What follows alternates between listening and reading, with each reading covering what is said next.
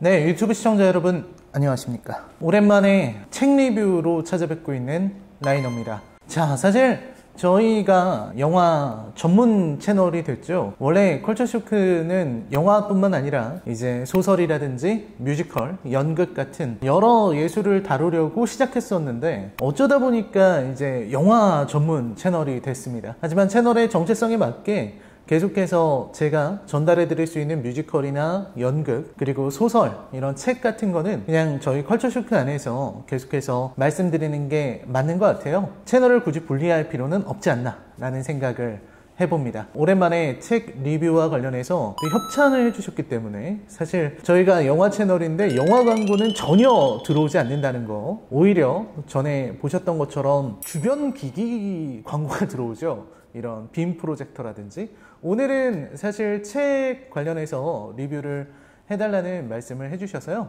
소개를 해드리려고 합니다. 저도 사실 광고가 들어온다고 해서 무조건 하는 게 아니라 읽어보고 또 재밌다 싶으면 리뷰를 해드리는 편인데요. 이번 작품은 바로 하승민 작가의 나의 왼쪽 너의 오른쪽이라는 작품입니다. 사실 하승민 작가의 작품은 그 전작 콘크리트를 제가 본 적이 있기 때문에 저한테 익숙하지 않은 작가분은 아니었어요. 하승민 작가님은 또 나름대로 되게 독특한 이력을 갖고 계신 그런 작가분이시죠. 네, 여기 있는 책 나의 왼쪽 너의 오른쪽, 여기에 보면요, 하승민 작가님에 대한 이 설명이 이 띠지에 나와 있습니다. 그래서 IT와 금융업에 종사하셨다는 얘기가 나와요. 그리고 꿈이 코미디언과 격투기 선수였다고 합니다. 그러시다가 지금은 소설을 쓰는 소설가가 되셨는데, 이런 부분에서 참 되게 독특한 이력이다. 예전에 제가 이제 소설을 쓰던 시절만 해도 문예창작가 출신 혹은 뭐 국문학 전공자 이런 사람들이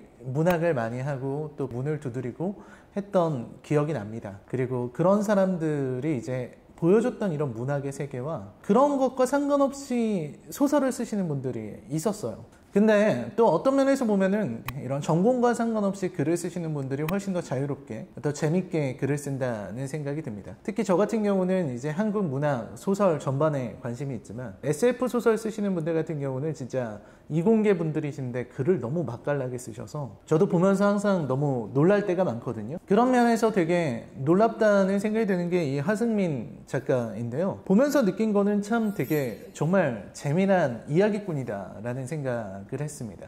일단 제 인상부터 좀 말씀드리면 저는 읽으면서 너무 재밌다는 생각이 들었어요. 이게 거의 600페이지 정도? 600페이지가 딱 되는 것 같아요. 600페이지. 물론 요즘 책은 글자가 많이 들어가진 않아요. 옛날 책처럼 빽빽하진 않기 때문에 편집상 어느 정도 쉽게 넘어갈 수 있는 분량으로 돼 있거든요. 하지만 600페이지가 그렇게 또 짧은 분량은 아니죠. 이게 원고지로 하면은 제가 생각할 때 언뜻 한 2000장이 넘어가지 않을까 싶은 분량인데, 근데 이 정도 분량의 소설을 읽으면서 느꼈던 거는 너무 쉽게 넘어간다는 거였습니다. 그러니까 그만큼 이제 글을 읽기 쉽고 그리고 전달력 좋게 쓰셨다는 생각이 많이 들었어요. 이거는 또 바꿔 말하면은 문학적인, 문예적인 측면에서 봤을 때 각 문장마다 압축되거나 함축된 내용, 어떤 정보값이 좀 얕다는 의미가 되기도 하는데요. 이거는 사실 저는 뭐가 좋다라고 말할 수는 없는 부분인 것 같습니다. 원래 문학이라는 게 어떤 작가의 소설은 문장 하나하나가 정말 가슴을 후벼 파는 그런 아주 강렬한 문장으로 이루어져 있는 반면에 장편으로 갔을 때 읽기가 좀 어려워지는 난이도, 진입장벽이 생기는 작품이 있는 반면에 나의 왼쪽 너의 오른쪽처럼 되게 읽기 쉽고 어렵지 않은 문장으로 이루어져 있으면서, 그리고 문장 자체의 호흡도 짧으면서 가독성이 있는 이런 소설이 뛰어난 문학성을 갖추는 경우도 있기 때문에 문장만으로 평가하기는 좀 어렵죠. 아무튼 제가 볼 때 이거는 읽기 쉬운 책이다, 읽기 쉬운 책이고 재미난 책이다 라는 생각이 들었습니다. 내용도 되게 흥미로워요. 전 프롤로그 읽으면서 확 몰입되는 걸 느꼈거든요. 프롤로그에서부터 이제 땅을 파는, 삽질을 하는 장면에서 시작을 하고 전혀 모르는 여자의 시신을 파묻고 있는 나를 발견합니다. 그러면서 시작되는 이야기예요. 이야기 자체가 굉장히 강렬하고요. 읽기 쉬운 소설답게 장면 장면을 상상하게 만들고 그럴 때마다 마치 영화의 한 장면이 머릿속에 펼쳐지는 것 같은 이런 작품을 영화화해도 참 좋겠다라는 생각이 드는 작품이기도 했습니다. 아무튼 이야기는요, 이 염지아라는 주인공의 이야기로 시작이 돼요. 지아는 1980년, 그러니까 5.18 민주화운동 때 아픔을 겪은 아이예요. 어머니가 폭행당하는 것을 눈앞에서 지켜봤습니다.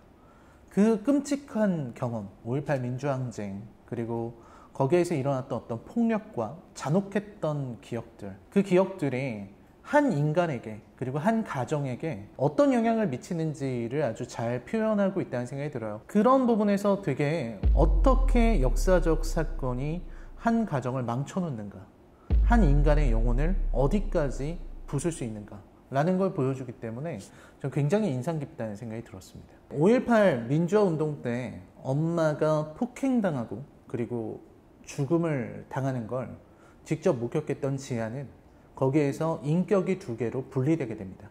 바로 해수라고 하는 인격이 생겨나는 건데요. 두 개의 인격이 생겨난다는 거는 사실 우리가 많은 작품에서 봐왔죠. 지킬 앤 하이드, 지킬 박사와 하이드에서도 나왔던 내용이기도 하고 23 아이덴티티, 23 아이덴티티에서도 나왔었고요. 또 리얼 같은 작품만 봐도 해리성 정체감 장애라고 하는 문제가 나오기도 하죠. 그래서 서로 다른 인격이 생기고 르포 장태형과 조폭 장태형 뭐 이렇게 나뉘기도 하는데요. 그런 것처럼 여기서도 인격이 분화되게 됩니다. 두 개로 나뉜 인격, 이게 되게 중요한 부분이라고 할 수 있겠는데 이 두 개로 나뉜 인격이 서로를 어떻게 바라보고 또 어떤 일을 벌이는가 하는 부분이 이 소설의 굉장히 재미난 부분이라고 할 수 있겠습니다. 엄마의 죽음을 목격하고 굉장히 무기력하게 살아가던 지아는요, 가끔씩 나타나는 해수 때문에 엄청나게 고생을 하게 돼요. 왜냐면 해수는 굉장히 공격적이고 전혀 지아와는 다른 인격이었습니다. 해수는 계속해서 사고를 쳐요. 사고를 항상 치면서 다니기 때문에 지아는 그 해수가 치고 다닌 사고를 수습하느라 여념이 없습니다. 내 안에 또 다른 인격이 언제나 사고를 치는 거죠. 그리고 내 안의 인격이 나를 지배하고 있는 동안에 나는 기억을 잃어버립니다. 그게 몇 시간이든 하루든 간에. 그래서 이제 아버지가 지아를 많이 엄하게 키우죠. 어떻게 보면 학대에 가까울 정도로. 엄하게 키우면 해수라는 다른 인격이 사라질 수 있을 것이다. 고칠 수 있을 것이다 라는 생각을 갖고 있었던 겁니다. 그러다가 모든 일은 언제 벌어지냐면요. 지아가 20대 초반이 되었을 때 지아는 요양병원에서 일하고 있었어요. 요양병원에서 일하고 있는데 동료의 남편이 지아를 찾아오는 사건이 벌어져요. 그때 지아는 스스로의 의지로 해수를 불러냅니다. 왜냐면 위기에 빠졌기 때문에, 위기에 처했기 때문에 이 순간은 해수가 필요하다고 생각했던 거죠. 다시 정신을 차렸을 때 나는 알 수도 없는 여자를 묻고 있었습니다. 즉 지아가 스스로를 자각했을 때 전혀 모르는 행동을 하고 있었고요. 시간이 얼마가 지났냐면 무려 19년이 지나 있었습니다. 19년. 생각을 해보세요. 19시간만 기억이 없어도, 내가 어제의 기억이 없다 그래도 모골이 송연해질 겁니다. 19일간의 기억이 없었다면 나는 진짜 너무 두려울 것 같은데요. 19년입니다. 지아가 나이가 40살이 돼 있는. 도대체 그 19년 동안 무슨 일이 있었는가?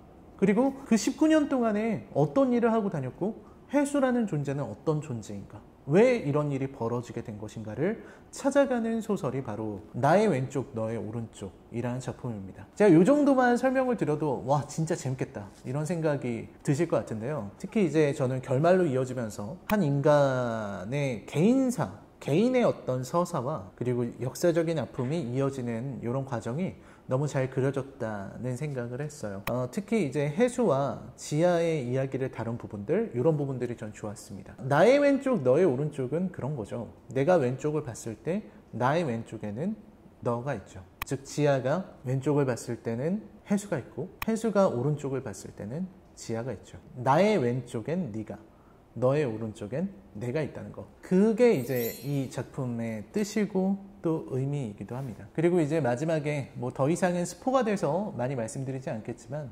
뒷부분에 나오는 이런 메시지들도 정말 저는 좋았다는 생각이 들어요. 그런 표현들은 되게 좋았어요. 제가 아까 문학적인 면에서 어떤 정복갑 혹은 좀 읽기는 쉬운 소설입니다 라고 말씀드렸지만 가끔씩 보이는 문장 하나하나의 어떤 임팩트는 적지 않다고 생각합니다. 가난한 얼굴이었다 라든지 이런 표현들은 제가 보면서도 되게 기억에 많이 남는 그런 표현이 아니었나 싶은 생각이 들어요. 나의 왼쪽 너의 오른쪽이라는 작품이고요. 오랜만에 너무 재밌게 쉬지 않고 읽었던 작품이기 때문에 여러분들께도 추천할 수 있는 작품이라고 생각을 합니다. 항구도시 묵진을 배경으로 펼쳐지는 이야기, 온게리라는 마을이 나오는데요. 정말 역사의 아픔을 담고 있는 온게리, 그 안에서 펼쳐지는 개인의 삶, 이런 것들이 인상적인 소설이라고 하겠습니다. 자, 나의 왼쪽, 너의 오른쪽이었습니다. 어느 날 내가 정신을 차렸는데 모르는 여자를 죽이고 그를 묻고 있다면 어떤 일이 벌어질까 하는 작품입니다. 재밌는 소설이고요. 한번 읽어보시면 좋을 것 같네요. 하승민 장편소설 나의 왼쪽 너의 오른쪽입니다. 라이너의 소설 리뷰, 책 리뷰는 계속되고요. 책을 보면서 제가 생각났던 것들을 또 정리해서 한 편의 영상으로 또 만들어서 여러분들께 소개해드리고 생각을 나눌 수 있다면 좋겠습니다. 여러분 시청해주셔서 감사합니다. 저는 다음에 더 좋은 책 리뷰로 찾아뵙겠습니다. 안녕히 계십시오.